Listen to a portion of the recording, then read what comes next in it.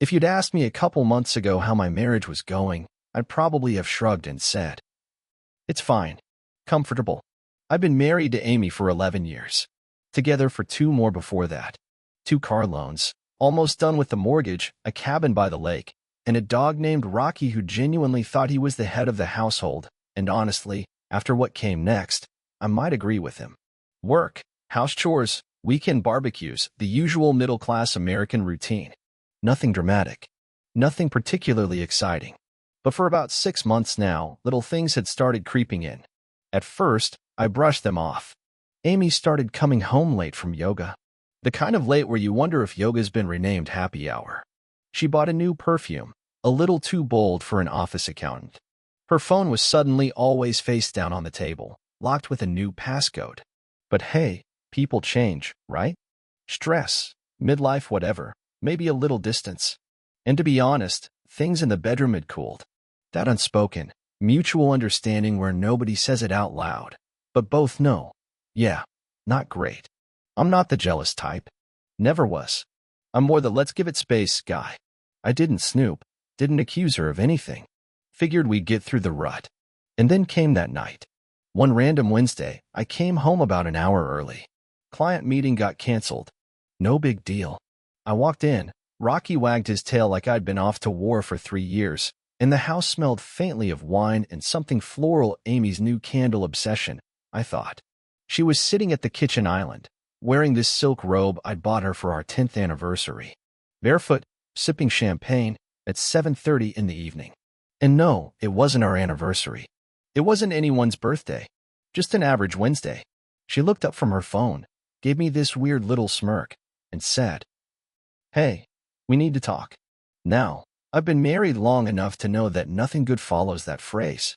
Especially not when your wife greets you with champagne and a robe and a tone that sounds more like a corporate memo than pillow talk. I leaned against the counter and said, "All right, what's up?" She took a sip, looked me dead in the eye, and dropped the line that kicked off this whole saga. "I think we should open our marriage." I blinked. Once. Twice. Thought I misheard her. "Come again." She tilted her head like she was explaining basic math to a child. "I think it's the only way to reignite the spark we've lost." Just like that. No build-up. No apology. Like it was the most reasonable suggestion in the world. I didn't yell. Didn't flip the table. That's not my style. I just stared at her and said, "And you came to this conclusion, alone?" She smiled. That smug little smile I've been seeing more often lately. "I've been doing some reading," she said, "and talking to some friends who are already exploring this. It's healthy. It's mature. Healthy. Mature. Right." At that moment, I wasn't angry. Not yet. But something cold settled in my chest. A switch flipped. Because here's the thing, when someone comes to you with that kind of plan out of the blue, it usually means they've already started living it. They're just looking for your retroactive blessing. And buddy, I may be many things, patient, forgiving, slow to anger, but I ain't anyone's fool.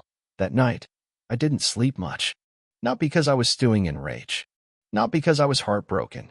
I was curious. Because here's what people don't tell you about this kind of conversation. When someone announces they want an open marriage to rekindle the spark, 9 times out of 10, they're already rekindling it with someone else. They just want to move the goalposts after the game started. I wasn't stupid. I knew Amy. And I knew that line, "I've been talking to friends." Translation, there's at least one friend she's been doing more than talking to. So the next morning, I got up as usual, made coffee, fed Rocky, kissed Amy on the cheek. She looked almost surprised, and headed out.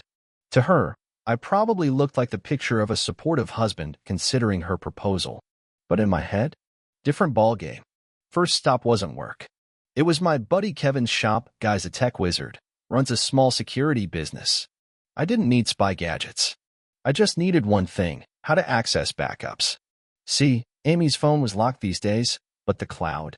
That's another story. Kevin showed me a couple of ways. Didn't ask questions. He just grinned and said, "Buddy, whatever you're up to, stay smart. And don't do anything that lands you on the news." "You know me," I said. "I'm not the guy who throws punches. I'm the guy who collects receipts." And that's exactly what I did. Over the next few days, I didn't confront Amy. I didn't argue. I let her believe I was thinking it over. Meanwhile, I watched. Little things. New lingerie in a bag from a store she never used to shop at. Calendar entries that didn't match her yoga schedule. Bank charges, fancy dinners downtown when she claimed to be grabbing drinks with the girls. Uber trips to a part of town where none of our friends lived. And Kevin's trick? Worked like a charm. A few old phone backups synced perfectly. Photos, text logs, even voice notes she thought were deleted. And buddy, that's when the picture started coming together. His name was Mark. Sales manager. Married. 2 kids. She'd met him at some networking event 6 months ago.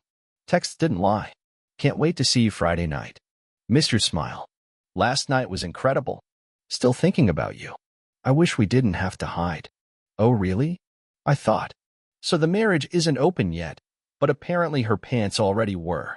At this point, was I shocked? Not really. I was disappointed. But more than that, I was focused. I wasn't going to yell. I wasn't going to beg. I was going to plan.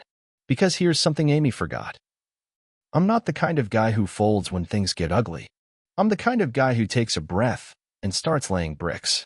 And if she thought she was going to rewrite the rules of our marriage on her terms, well, she had another thing coming. By the time Friday rolled around, I had a pretty clear timeline of Amy's spark reigniting activities.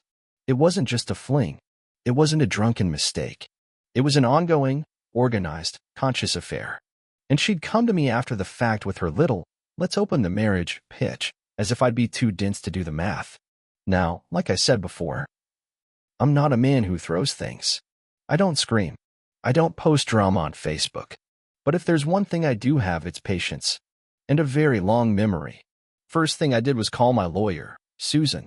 I'd known her for years. We worked on some property deals together. Smart. Tough. No nonsense. I booked a lunch meeting. Didn't tell Amy. She thought I was at the office all day. When I showed Susan what I'd found, the texts, bank charges, hotel receipts, synced messages, she looked over the folder in silence. Then she smiled. She doesn't know you have all this? Not a clue. Good, she said. That means you're in control. And that was exactly the point. You see, I wasn't going to play this game on Amy's terms.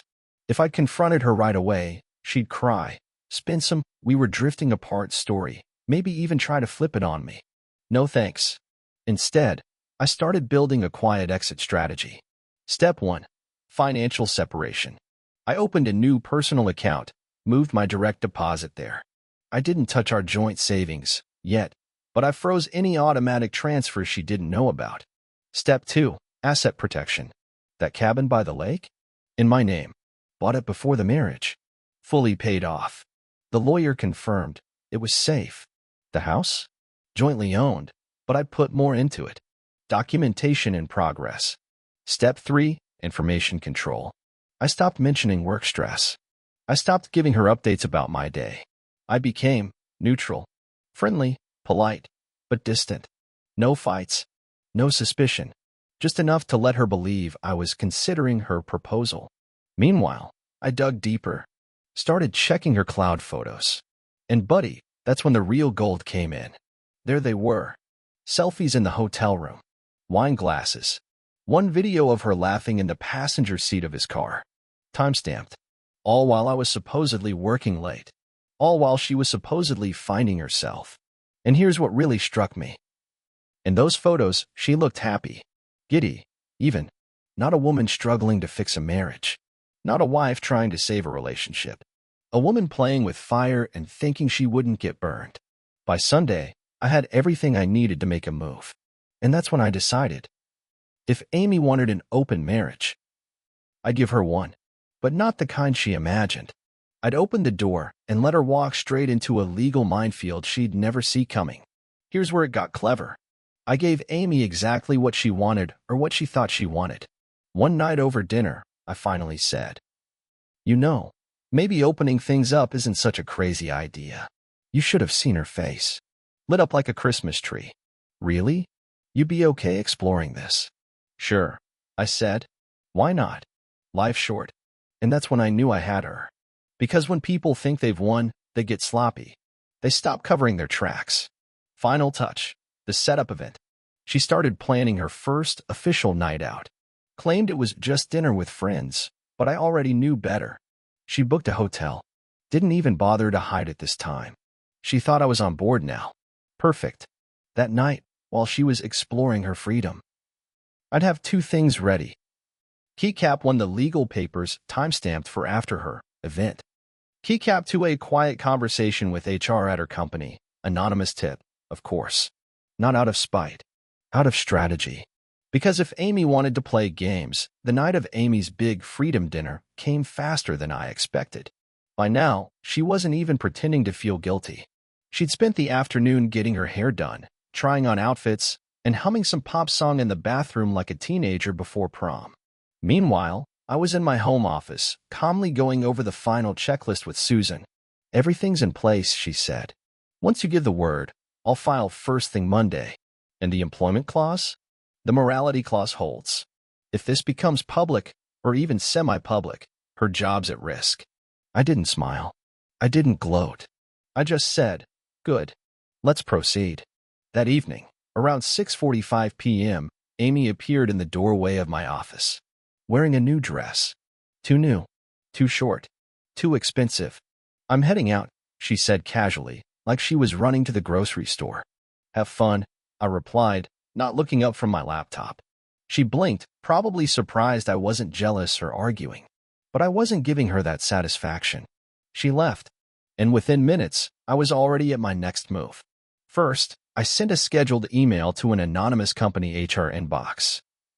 Nothing dramatic, just a subtle tip. You may want to review recent behavior regarding employee X, potential conflicts with company policies. No names, no direct accusations. Just enough to raise eyebrows. Then I printed 2 copies of the divorce packet. One to serve officially, one for my own records.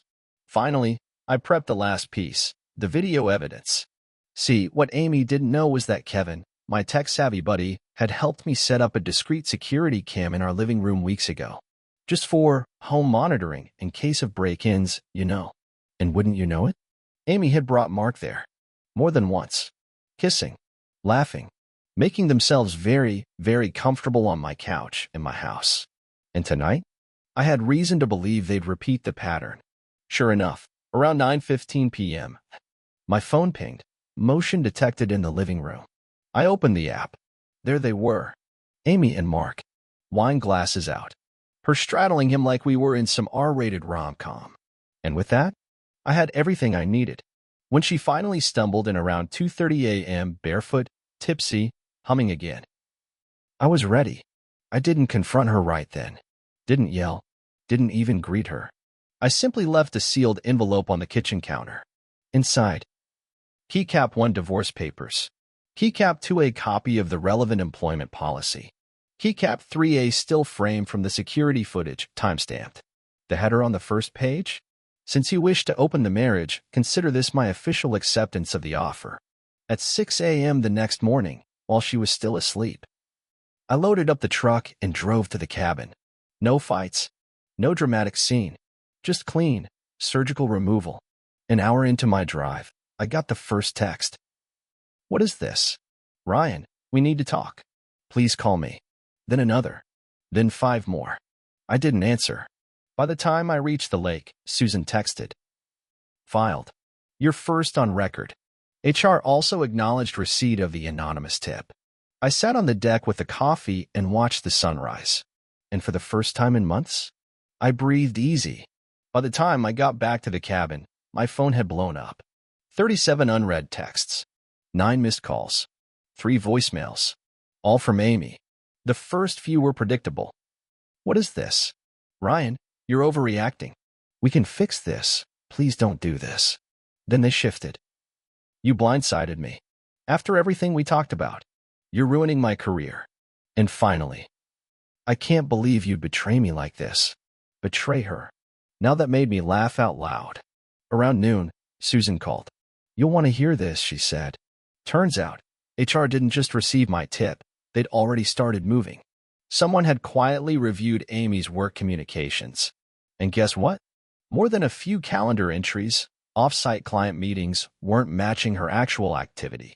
Her company was covering its legal bases. The morality clause was on the table. They hadn't fired her yet, but let's just say her boss wasn't thrilled with what was surfacing. Meanwhile, friends and family were starting to catch wind. Remember those little seeds I'd planted? They were sprouting. Amy's sister texted me. Hey, is it true? She told us you were fine with all this, but now I'm not so sure. One of her friends DM'd me. Man, I'm so sorry. She really made it sound like you were into this open marriage thing. Total blindsiding. And here's the kicker, even Mark's wife had found out. Kevin, my tech buddy, forwarded me a screenshot. Mark's wife had posted a cryptic status on Facebook. Funny how cheaters think they'll never get caught. Guess again. By Monday, the dominoes were falling hard. Amy's company placed her on administrative leave pending investigation. Mark's wife had filed her own divorce paperwork. Half of Amy's friend group went dark, clearly not buying her story anymore. And Amy? She was spiraling. She called me again Monday night, this time from her mom's house. Voice shaking. Ryan, please, can we at least talk? There's nothing to talk about, I said calmly. I never wanted it to go this far. You're blowing it out of proportion. No, I replied. You lit the match. I'm just letting the fire run its course. You're destroying me, she whispered. No, Amy, you did that yourself. And with that, I hung up. The next morning, Susan sent me a simple text. HR moving forward. They're protecting themselves now. She's going to lose the job. No glee. No triumph. Just the cold, hard math of consequences. And me? I was already packing for a longer stay at the lake. Because here's the truth. I wasn't angry anymore. I was done. Done being the guy who understood. Done being the fallback. Done pretending this was salvageable. For the first time in years, I wasn't looking over my shoulder. I was looking forward. A month after everything blew up, I was still at the lake cabin. No TV. No social media. Just quiet mornings, cold air, coffee on the porch. At first, it felt strange, the sudden emptiness. But the longer I stayed, the more I realized it wasn't emptiness. It was peace. For the first time in years, no tension. No second-guessing. No trying to figure out which version of my wife was coming home that night. The fallout kept rolling, of course. Amy officially lost her job. HR moved faster than expected. No lawsuit. No drama. Just a cold corporate goodbye. Mark? His marriage was done. Rumor had it his soon-to-be ex-wife was gunning for everything. Our divorce? Moving fast. Since I'd filed first, with full documentation, Amy's lawyer wasn't even trying to fight it hard. No alimony. Cabin safe. House likely mine after the split. Amy texted a few times in the following weeks. Can we at least meet and talk? You know we shared so much, it can't end like this. I was confused. I didn't handle it well. I miss you. I never answered. Not because I hated her. Not out of spite. Because there was nothing left to say. One night, sitting by the fire with Rocky at my feet, I thought back to that moment in the kitchen. The champagne. The smug little speech about opening the marriage. And you know what hit me? She really thought I'd go along. That's the part one kept coming back to. After all the years together, after all the things we built. She truly thought I'd just smile and nod while she went off, reigniting her spark with another man. As if loyalty was some old-fashioned thing to be discarded the moment it felt inconvenient. But here's the truth. Loyalty still matters. Respect still matters. And if someone can't give you that, you walk away. A few weeks later, Susan called. Final hearings on the calendar. You'll be free soon. I smiled. Not out of celebration. Out of relief. Because I wasn't the man I was 6 months ago. I'd rebuilt. Quietly. Steadily. No rage. No grand revenge. Just a simple truth. I'm done being anyone's backup plan. Now, I've started renovating the cabin full-time. Picked up a consulting gig, remote work. Might even get a new truck. Rocky approves. As for Amy, she's a name in my past now. And if anyone asks about it, I just shrug and say, she opened the marriage. I opened the door. And I walked right through it. Into a better life. She should have picked someone who didn't know the rules better than she did.